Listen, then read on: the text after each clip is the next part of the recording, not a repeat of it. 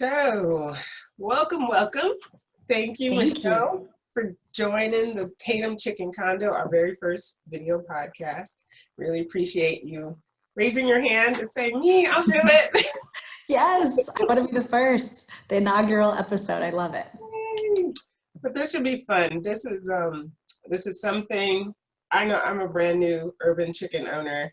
I didn't even know about backyard chickens for the longest, and now that's all I can think about. So I know other people are going through some challenges, and I'd like to share it. That's what this is for. It's basically to share ideas, challenges, solutions, stories, and then basically grow a knowledge so we're all like the best urban chicken owners in the United States.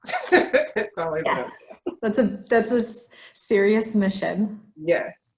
So this is Michelle Akbashev. I told you I was going to. Yeah, you nailed it.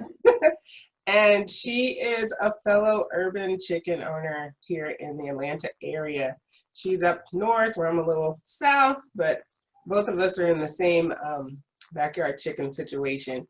So we wanted to share some ideas, and I wanted to interview her because she's been doing this a little bit longer than me. We're both 2020 urban chicken owners. Yeah. So we both cut our teeth on quarantine and pandemic chicken ownership. So my first question to you is, how did you come about becoming an urban chicken owner? So my husband had chickens growing up, or his family did anyways. And I was actually at first the one that was against having chickens because I thought it would be so much work. But I got into gardening and started, reading about the benefits of, chicken poop, for lack of a better word. And so I was like, you know what? It seems pretty easy. We read a lot about it, watched a ton of YouTube videos because, that's how people do research now. And then decided to take the plunge and get some chicks. We started from chicks. Now, how many did you start with? So I wanted to start with 4 because that seemed like a manageable number. But my husband convinced us to get 8. So we started the chicken math early, where his logic was 4 and 8 is probably around the same amount of work. So I think that applies to children as well. I think. I know, that's what they say. It's like once you get past 4, you can have 20. Well, excellent. What kind did you get and why? So this part was kind of hard for us because there's so many options. We ordered from mypetchicken.com, where you could just kind of like scroll through and add it to your basket like Amazon. So it's really hard. Like an Amazon dating site at the same time. I know, it's like Amazon for chickens.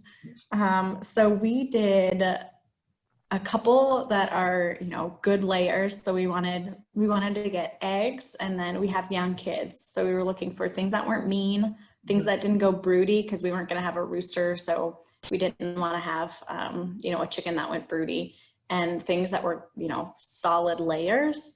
So we ended up getting, we got Rhode Island Reds, and then we got a sex-linked comet. I think they're called golden comets. I think it's like a Rhode Island Red and a Buff Orpington mix, something like that. A Wyandotte, just because they're so pretty, honestly. And they fell in that criteria. And then we got an Easter egger.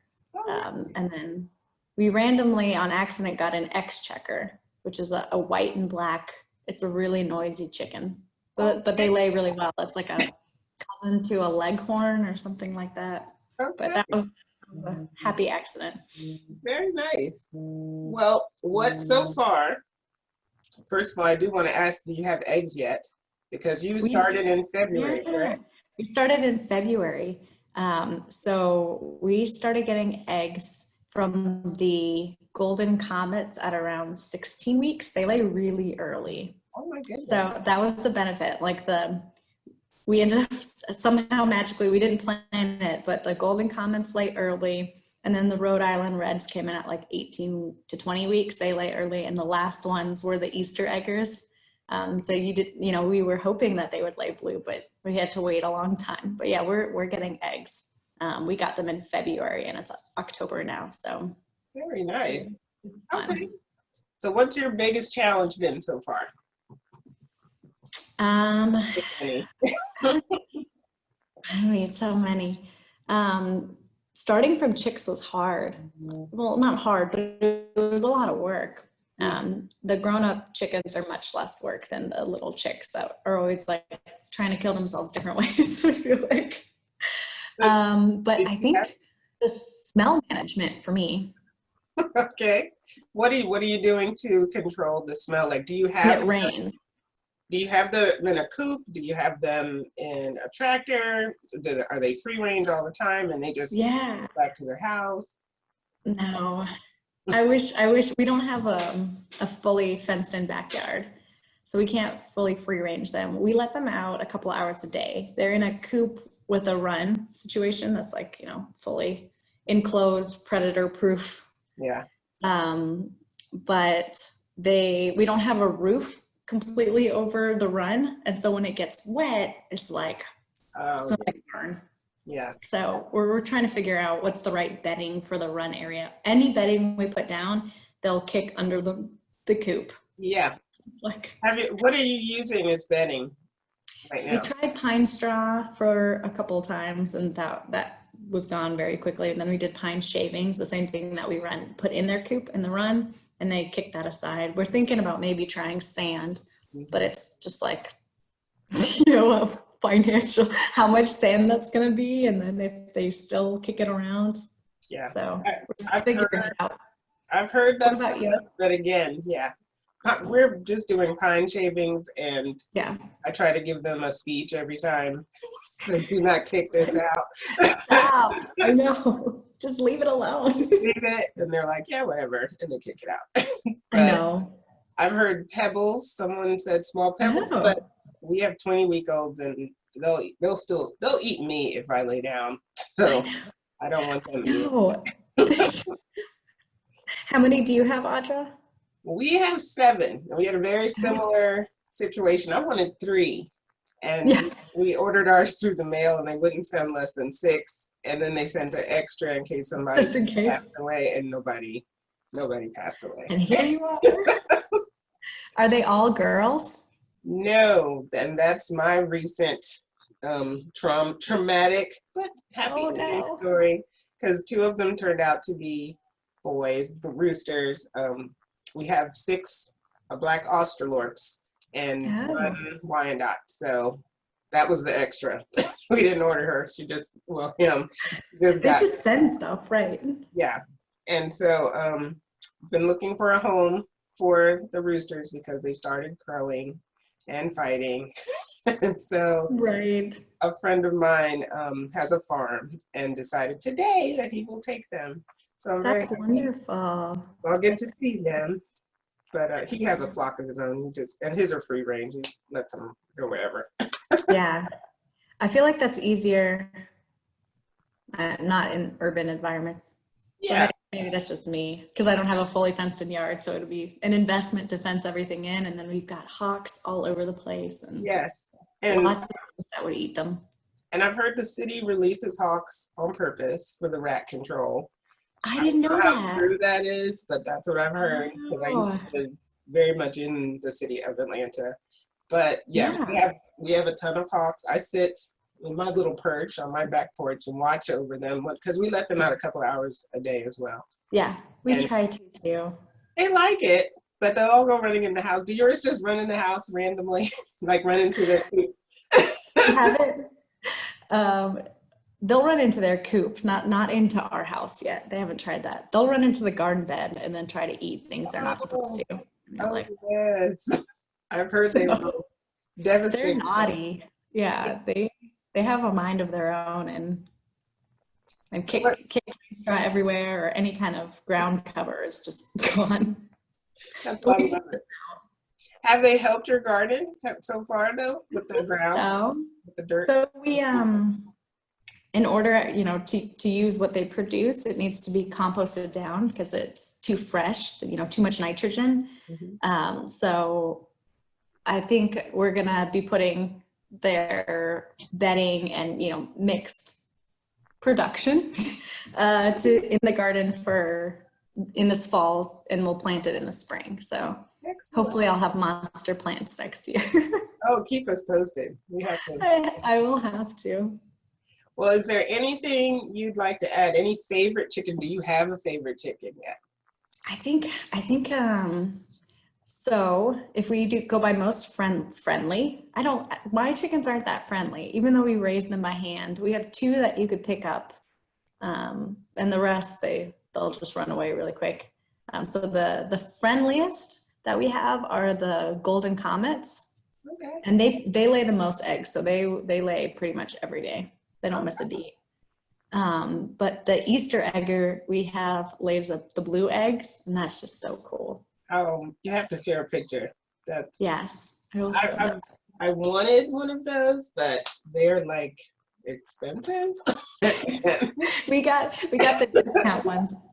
Oh, that's like good. On the My Pet Chicken, like the Americana, I think that's how you say it. It was something like $25 for the chick. I couldn't do it, but one of the Easter eggers were $4.50 or $5. So I was like, okay, Yeah. we'll just try one. My Australorps were $3. I want it. Well, they lay darker eggs, right? The They're Australorps. supposed to be brown. We'll see. We haven't had any eggs yet, but that'll be exciting. I know you'll think I've had my first child. I know. It is like your first child. Well, I really appreciate this. Is there anything you would change if you could go back and change to make it a little easier now? One thing that I would say, look up your city ordinances and all the rules and regulations.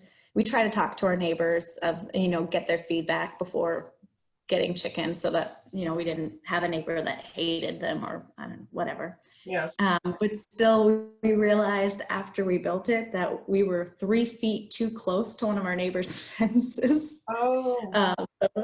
So technically she could call the county on us, but she hasn't yet. But it's just, something that then you have, you're thinking about and trying to, so checking there are weird county rules and regulations and stuff.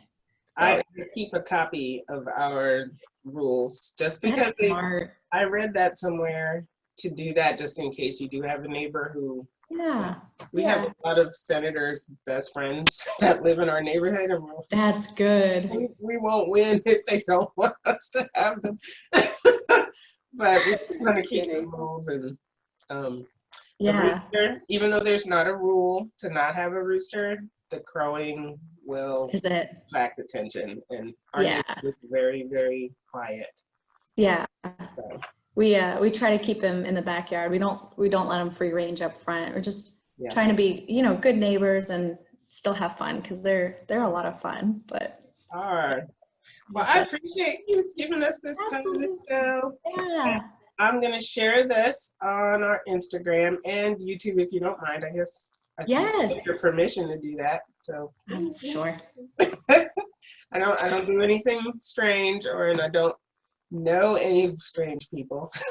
So this should be good. This is all just good urban fun, and I wish everybody could have a chicken in their backyard, just because they're I don't know, they're a lot of fun, and it's a little bit odd, but not really. Yeah, it's pretty easygoing, and I feel like once you have chickens, then you get to meet all these cool people that also have chickens, and that's fun too. And having them in the city, I think it's fun. It's way more fun than I thought, and it's not as difficult as people think. So no, it really isn't. But really nice meeting you. Thank you for having me. Thank you for being here and giving us some great insight into being an urban chicken owner.